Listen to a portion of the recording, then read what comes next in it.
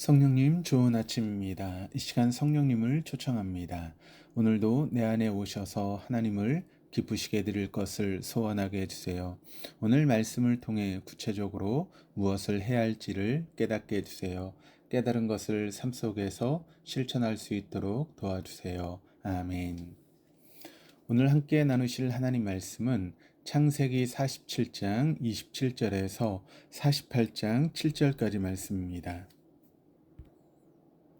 이스라엘 족속이 애굽 고센 땅에 거주하며 거기서 생업을 얻어 생육하고 번성하였더라. 야곱이 애굽 땅에 17년을 거주하였으니 그의 나이가 147세라. 이스라엘이 죽을 날이 가까우매 그의 아들 요셉을 불러 이제 내가 내게 은혜를 입었거든. 청하노니 내 손을 내 허벅지 아래에 넣고 인애와 성실함으로 내게 행하여 애굽에 나를 장사하지 아니하도록 하라. 내가 조상들과 함께 눕거든. 너는 나를 애굽에서 메어다가 조상의 묘지에 장사하라. 내가 아버지의 말씀대로 행하리이다. 내게 맹세하라. 그가 맹세하니 이스라엘이 침상머리에서 하나님께 경배하니라.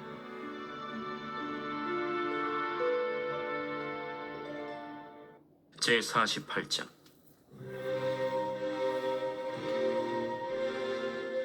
이 일 후에 어떤 사람이 요셉에게 말하기를 내 아버지가 병들었다. 하므로 그가 곧 두 아들 므낫세와 에브라임과 함께 이르니 어떤 사람이 야곱에게 말하되 내 아들 요셉이 내게 왔다. 하매 이스라엘이 힘을 내어 침상에 앉아 요셉에게 이르되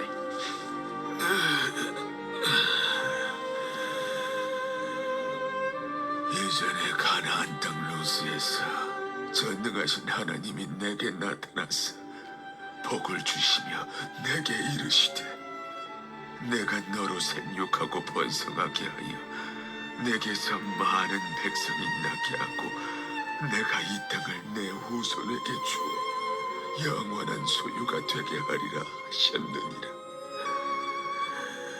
내가 애굽으로 와서 내게 이르기 전에 애굽에서 내가 낳은 두 아들 에브라임과 므낫세는 내 것이라.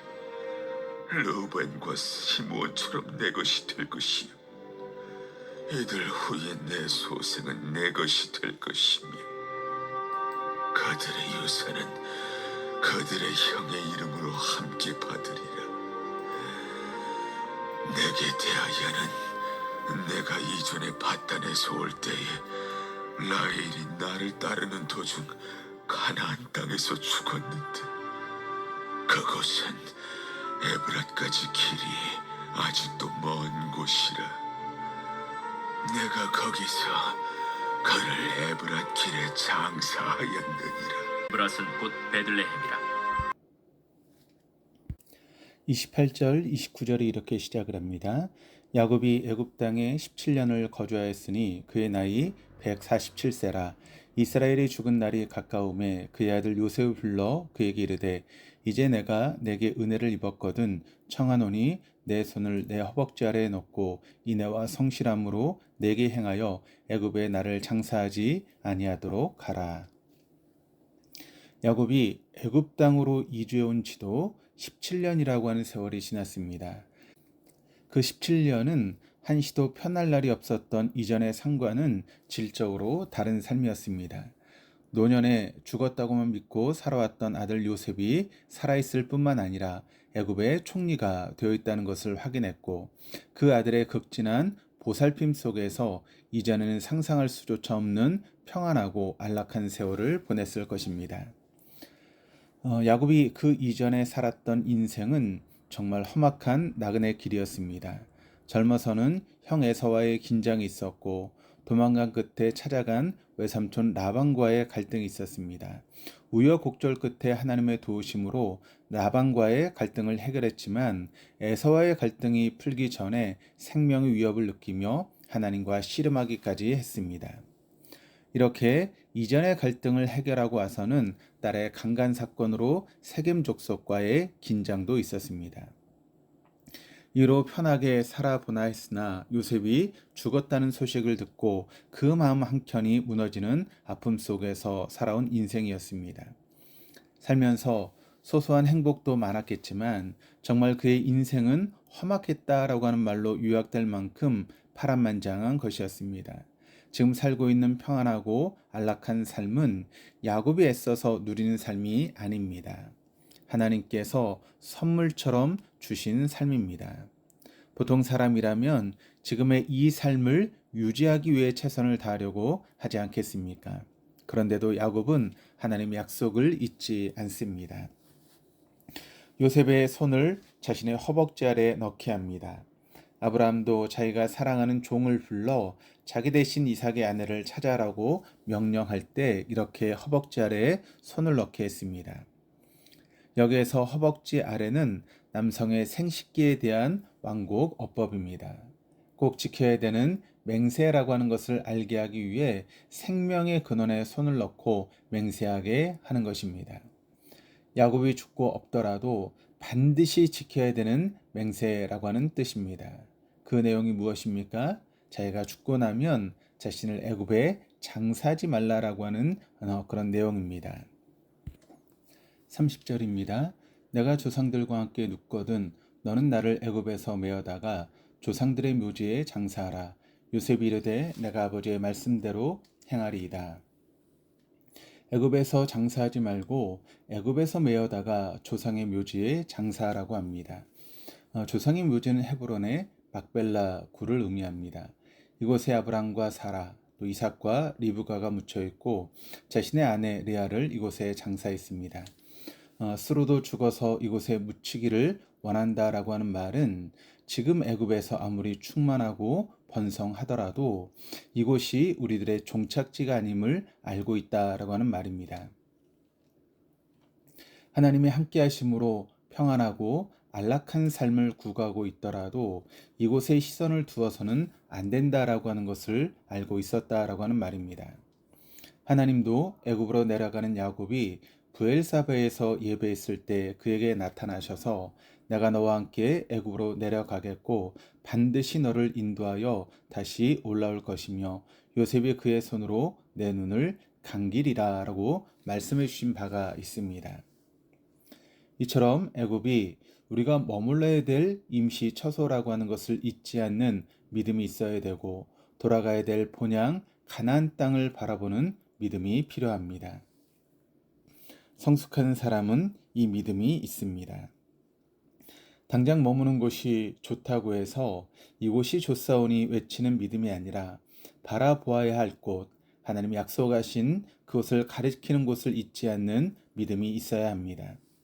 성숙한 믿음을 가진 사람은 하나님의 약속을 잊지 않을 뿐만 아니라 지속해서 그 약속의 실현을 기대하며 시선을 잃지 않는 사람입니다. 야곱이 남들이 보기 17년을 평안하게 지냈다고 해서 그저 애굽에서의 삶을 즐기면서 살았다라고 볼 수는 없는 것입니다. 죽었다고만 생각했던 아들이 살아있어 기뻤고 애굽에서의 삶 또한 하나님의 인도하심을 깨달았기 때문이지 결코 그곳에서의 삶을 즐기지는 않았습니다. 31절입니다. 야곱이 또 이르되 내게 맹세하라매 그가 맹세하니 이스라엘이 침상머리에서 하나님께 경배하니라. 야곱은 재차 요셉에게 맹세까지 요구하고 요셉이 맹세하고 나서야 야곱이 침상머리에서 하나님께 경배합니다. 브엘세바에 사셨던 하나님 말씀이 이루어질 것을 확신하며 감사하는 것입니다. 야곱이 처음부터 이런 사람이 아니었습니다.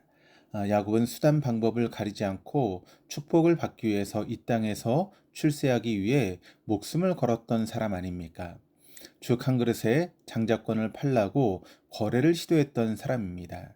그런데 인생 가운데서 수많은 역경과 사건을 만나게 되면서 자기 힘과 능력으로 살 수 없다는 것을 알고는 하나님을 붙들기 시작했던 것입니다. 마침내 하나님의 약속을 붙들고 살게 되었고 하나님 그런 야곱을 인도하셔서 족장으로서 그가 감당해야 되는 믿음의 분량을 다하도록 힘주셨던 것입니다. 그 야곱과 함께 하셨던 하나님이 오늘 우리와도 함께 하시며 그 어떤 역경과 환난 가운데서도 하나님의 말씀을 바라보고 살도록 힘을 주십니다.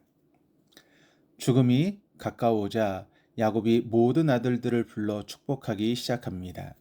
48장은 본격적으로 야곱의 아들들을 축복하기에 앞서서 요셉의 두 아들, 곧 자신의 손자들을 자신의 아들로 삼는 에피소드입니다. 므낫세와 에브라임은 야곱의 축복을 받는 유일한 손자들입니다. 48장 1절 2절입니다. 이 일 후에 어떤 사람이 요셉에게 말하기를 내 아버지가 병들었다 하므로 그가 곧 두 아들 므낫세와 에브라임과 함께 이르니 어떤 사람이 야곱에게 말하되 내 아들 요셉이 내게 왔다 하매 이스라엘이 힘을 내어 침상에 앉자. 이제 힘을 내어 침상에 앉아야 할 만큼 야곱의 기력이 많이 쇠했습니다. 세월을 이기는 장사는 아무도 없습니다. 점차 기력을 잃고 침상을 떠나지 못할 정도로 쇠약해졌습니다. 누구나 이런 날을 맞이합니다. 누워만 있어야 하는 날이 언젠가는 옵니다. 그러나 그 날이 지금이 아니기 때문에 나에게 그런 날이 온다는 것을 잊고 살아갈 때가 많습니다. 내 힘으로 무엇인가를 이룰 수 없는 날들이 오기 전에 말씀대로 살기 위해 힘써야 하겠습니다. 요셉은 있다라고 하는 뜻의 므낫세와 번성이라고 하는 뜻의 에브라임을 데리고 야곱을 찾아왔습니다. 아들이 왔다는 소식을 듣고 간신히 침상에 앉습니다. 그리고 이야기를 시작합니다. 3절에서 6절까지입니다. 요셉에게 이르되 이전에 가나안 땅 루스에서 전능하신 하나님이 내게 나타나사 복을 주시며 내게 이르시되 내가 너로 생육하고 번성하게 하여 내게서 많은 백성이 나게 하고 내가 이 땅을 내 후손에게 주어 영원한 소유가 되게 하리라 하셨느니라. 내가 애굽으로 와서 내게 이르기 전에 애굽에서 내가 낳은 두 아들 에브라임과 므낫세는 내 것이라. 르우벤과 시몬처럼 내 것이 될 것이요 이들 후에 내 수정은 내 것이 될 것이며 그들의 유산은 그들의 형의 이름으로 함께 받으리라. 루스는 베델입니다. 형의 살해 위협을 피하기 위해서 아내를 구하러 간다는 구실로 외삼촌 라반의 집으로 가던 중 하나님의 현존을 체험했던 장소입니다. 자기 한 몸 피할 곳 없어 바단 아람으로 피신을 가는 야곱에게 생육하고 번성하는 복을 주셔서 후손에게 이 땅을 주시겠다라고 말씀을 해주신 일을 요셉에게 말합니다. 야곱은 지금 요셉에게 이스라엘이 머물고 있는 이 고센 땅은 임시 처소에 불과하며 이스라엘이 정착하고 살아가야 할 땅은 하나님이 주시겠다고 한 약속의 땅 가나안임을 분명히 밝히고 있습니다. 이어서 요셉의 두 아들을 자신의 아들로 삼겠다라고 말합니다. 물론 이 일로 자녀들의 양육권이 바뀌는 것은 아닙니다. 야곱이 손자 2명을 아들로 입양한다는 것은 이들이 야곱의 아들들과 똑같은 법적인 권리를 갖는다라고 하는 그런 뜻입니다. 야곱은 이미 에브라임을 므낫세보다 먼저 언급한 것으로 보아 에브라임을 므낫세를 대신하여 장자로 축복하라고 결심한 것으로 보입니다. 이렇게 에브라임과 므낫세는 르우벤과 시몬과 같이 야곱의 아들로서 동등한 권리를 보장받습니다. 이렇게 야곱은 자식들에게 물려줄 유산 중 2몫을 요셉에게 주겠다라고 밝힙니다. 야곱은 요셉에게 2배의 상속권이 있음을, 요셉이 실질적인 장자임을 명확하게 하고 있습니다. 지금 현재는 야곱의 이 말이 별것 아닌 것으로 보이는 것이 사실입니다. 야곱의 평생 일군 재산이 많다고 하나 총리가 된 요셉의 재산과 비교할 바가 있겠습니까? 야곱의 재산을 12등분하여 한 분기씩 차지한다고 해서 아버지 요셉의 재산을 나누는 것과 비교할 수 없습니다. 그러나 400년 뒤에 약속의 땅을 차지하고 난 뒤에는 말이 다릅니다.